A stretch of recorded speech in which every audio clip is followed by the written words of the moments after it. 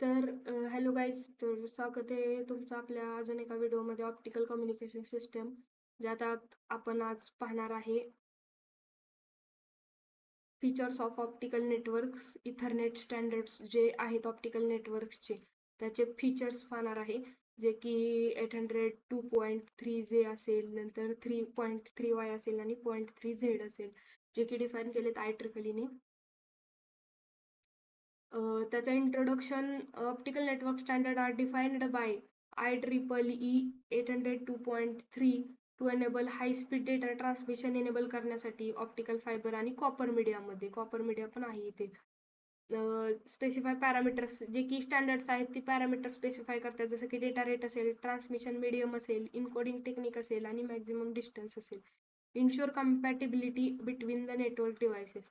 Standards 0.3, 0.3J, 0.3Y, 0.3Z define different methods define करतात की achieve कसं करायचं high speed communication optical fibre आणि कॉपरमध्ये, making them essential for modern LANs, data centre and communication network. Now next, first we see the IEEE 802.3J. त्याचं speed आहे 10 Mbps fibre standard आहे हा. IEEE 802.3J is a networking standard that support high speed data transmission at a 10 Mbps using WDM technology वापरतो आपण, मल्टिप्लेक्सिंगची wavelength division. This standard operate over a multimode फायबरमध्ये हा standard वापरला जातो, जिथं की 4 वेव्हलेंथ वापरतात 1310 नॅनोमीटर रेंजच्या, मेकिंग इट आयडियल फॉर हे शॉर्ट डिस्टन्स आणि हाय स्पीड कनेक्शनसाठी गुड आहे. यातील हा IMP पॉईंट आहे की कोणती टेक्निक वापरतो आपण याच्यात, WDM टेक्नॉलॉजी किंवा कोणती मल्टिप्लेक्सिंग, तर वेव्हलेंथ डिव्हिजन आणि त्याचं स्पीड. आता याचे फीचर्स पाहूया. 10 Mbps डेटा रेट आहे याचा. कोणती टेक्निक वापरतोय आपण किंवा मल्टिप्लेक्सिंग, तर WDM. ऑपरेट ओव्हर मल्टीमोड फायबरमध्ये ऑपरेट होतं. 4 वेव्हलेंथ यूज केलेत आणि याचं डिस्टन्स किंवा याची रेंज किती आहे, तर 2 किलोमीटर. आणि डिझाईन कशासाठी केले, तर शॉर्ट डिस्टन्स आणि हाय स्पीड लिंक्ससाठी. Now next, here we see the IEEE 802.3Y. याचा स्पीड आहे 100 Mbps data rate, speed in the sense data rate, आणि हा कॉपर स्टँडर्ड आहे. मग असा होता तो फायबर स्टँडर्ड होता, हा कॉपर स्टँडर्ड आहे. 0.3Y brings to 10 Gbps, not a 10 Gbps, here is a 100 Mbps. Ethernet to copper cabling, making high speed network more accessible and cost effective. This standard use a 6A category 6A or 7 twisted pair. इथं twisted pair केबल वापरली होती, that's it. Supporting distance up to 100 metre, 100 metre पर्यंत ह्याचं distance आहे. Advance encoding आणि digital signal processing technique वापरली जाते. आणि ज्या ट्रॅडिशनल कॉपर इन्फ्रास्ट्रक्चरचं जे स्पीड आहे त्याच्या ओव्हर जास्त स्पीड आपण अचीव केले ही टेक्निक वापरून. आता याचे ॲडव्हान्टेजेस पाहूया. Lower cost compare to fibre optic, कारण कॉपर केबल असल्यामुळे लोअर कॉस्ट आहे. Compatible with copper cabling infrastructure सोबत हे स्टँडर्ड कम्पॅटेबल आहे. नंतर perfect for LAN environment and data सेंटरसाठी. Advance DSP digital signal processing technique वापरतोय आपण सिग्नल इंटिग्रिटीसाठी. नंतर ह्याचं स्पीड जे आहे ते 100 Mbps आहे, जे की high speed data over copper pair twisted cable. Category 6A आणि category 7 ensure twisted pair cable standard. 100 metre आणि रेंज. ह्यात IMP काय आहे, तर त्याचा डेटा रेट, त्याची रेंज आणि त्याचा स्टँडर्डचा कॉपर स्टँडर्ड कोणता आहे, नंतर टेक्निक्स कोणता आहे, DSP वापरली जाते त्यात. Next, this is last standard, that is 0.3Z, that is gigabit ethernet. First is fiber standard, second is copper standard, and third is gigabit ethernet standard. Establish gigabit Ethernet supporting 1 Gbps, सगळ्यात जास्त data rate आहे याचा 1 Gbps over both optical and copper media.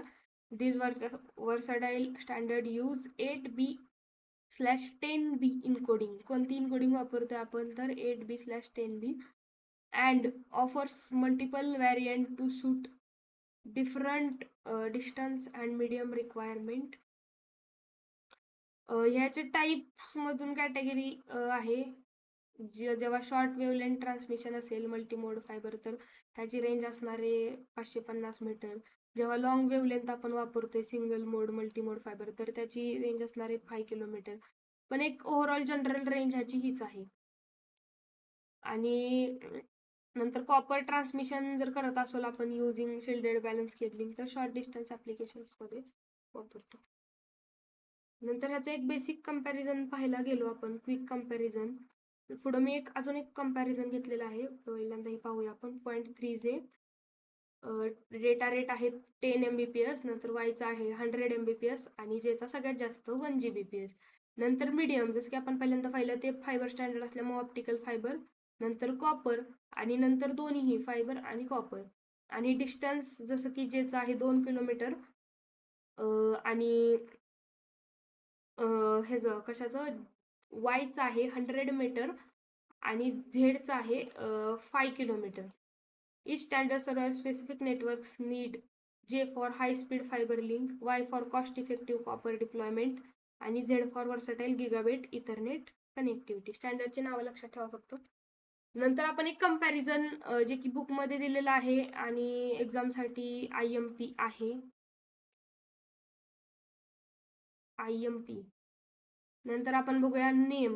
ह्याचे name आहेत ते 10/F, 10/T2, 10/X.